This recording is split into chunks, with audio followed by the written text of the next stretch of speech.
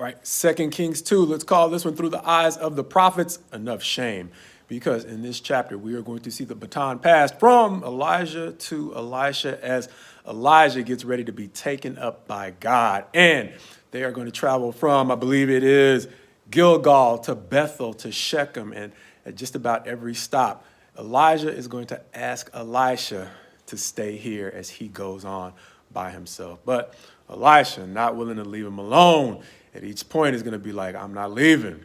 And so eventually, as they come into different groups of the prophets, at least twice, the prophet's going to be like, Elisha, you know that God's going to take Elijah from you today, right? He's going to be like, I know, be quiet. So after that happens a couple of times, they are going to get to the Jordan River. And Elijah is going to pull off his cloak, or in some translations, maybe his mantle. He's going to strike the waters, and in much the same way that under Joshua's leadership, Israel entered the promised land, crossing the Jordan on dry ground. Now Elisha and Elijah are going to cross the Jordan as they prepare for Elijah to be taken up. And so now, instead of asking Elisha to stay behind, he's simply going to ask, what can I do for you before I go?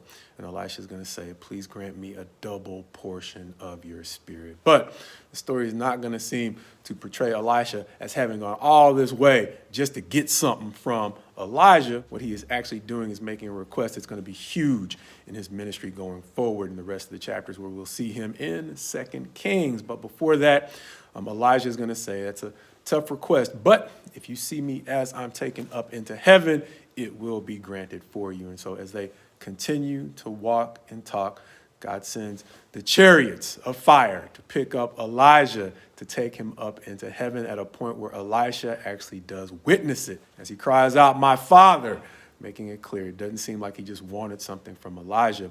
He really just wanted to be there with him at every moment possible. And he is going to be rewarded for being there with that double portion of Elijah's spirit. So as he goes back by himself to the Jordan River, like Elijah did, Elisha is going to strike the waters with Elijah's cloak.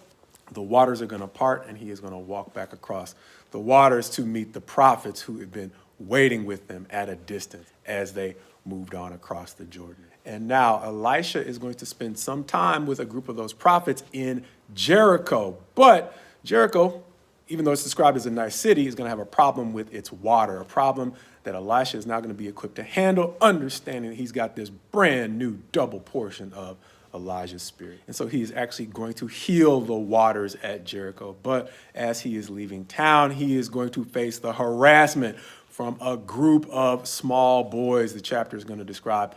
But he's not going to be in the mood to deal with it today. And he is going to turn, curse the boys, at which point a bear is going to come out of the woods and maul them. 42 in number, the chapter is going to say. And that's going to seem to be a harsh response if we take that incident out of the context of the way in which the prophets had been killed and chased and ostracized up to that point. Understanding, going back to the first chapter we talked about this week, 1 Kings 18, how the prophets had to be hidden in caves to be safe from Jezebel. Elijah, even after a victory at Mount Carmel, was chased to the point where he simply asked God to take his life. And going on forward to prophets like Micaiah, their reward for simply telling the truth is being locked up in prison on meager rations of bread and water. And understand that in that context, this story is probably still never going to sound anything other than a harsh response to a little bit of taunting.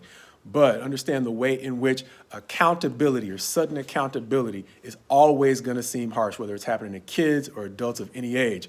It's always going to seem harsh in an environment where accountability has been allowed to slip. And that is exactly what's happened in Israel during a period when the lives of the prophets have actually become cheap. However, God has stepped in this chapter. And much like he said it was enough running for Elijah in 2 Kings chapter 1, he's now said it is enough of the shame that's been heaped upon the prophets here in chapter 2. And much like David fought many wars so that Solomon could appreciate a period of peace, it's going to seem that Elijah's life was marked by a lot of turmoil under the recurring threat of death, so that God could now carve out a place of peace for the ministry of Elisha. Understanding that for the next few chapters, it's going to seem that Elisha is going to have a peace that Elijah never knew, up to the point where at the time of his death, the king of Israel is actually going to come and honor him, as opposed to what we see in this chapter, where Elijah simply walks off into the distance until God takes him home. probably no less an outcast at that moment than he had been most of his life. But Elisha's peace is directly introduced by the story in which God seems to say enough of the abuse heaped on the prophets. Understanding that, as we mentioned, abrupt accountability is always going to seem sudden, whether it's happening to kids or adults in an environment where accountability is lacking. But if we remember this, it is not God's job to pump the brakes on our car, and we can avoid the harsh realities of sudden accountability. Understand the ways in which self-discipline can have the same role in our lives that pumping the brakes can have on our car. To the degree we can grow greater appreciation for self-discipline, we may be able to avoid the shock of sudden stops, because God does not always promise to bring us to gentle stops in places where we refuse to pump the brakes, which reminded me of this week in the news, where much like this time in Israel, where there was always a risk attached to persecuting the prophets, the fact that there was no external accountability for it made it seem normal over time. This week in the news, we got a chance to see how riskier and riskier behavior, even though it began to seem normal in the absence of accountability, was still risky. And so when Silicon Valley Bank folded this week, it was a reminder not only to Silicon Valley, but it became a reminder to the world that sudden accountability can be a huge shock when we forget to pump the brakes. And so us going through this story in 2 Kings chapter 2 seemed to be right on time with what was happening with the global financial scare this week. Since 2 Kings chapter 2, even though it is a harsh story of abrupt accountability in a society that had spun out of control, it's a great opportunity to take a pause and, God willing, seek his wisdom to help us understand the value of beginning to pump the brakes, so that moving forward, God willing, we can avoid the unnecessary pain associated with sudden accountability.